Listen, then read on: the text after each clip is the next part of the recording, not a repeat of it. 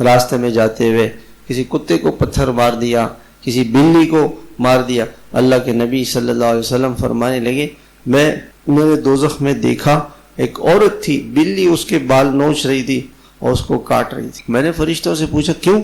کہ اس نے بلی کو باندھ کے رکھا، کھلایا نہیں پلایا نہیں، وہ مر گئی۔ اب جب یہ عورت مری ہے تو یہ بلی اس کو نوچتی رہے گی، اس کو سزا دیتی رہے گی۔ اللہ کی مخلوق پہ رحم کریں۔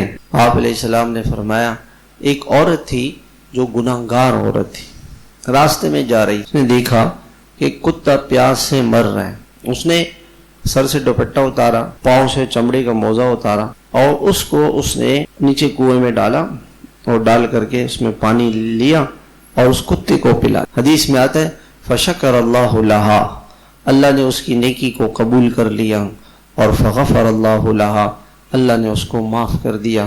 اللہ پاک کو رحم آ گیا، معاف کر دیا۔ کتے کو پانی پلانے پر اللہ نے اس کو معاف کر۔ اللہ کی مخلوق پہ رحم کریں، اللہ کی مخلوق پہ رحم کریں۔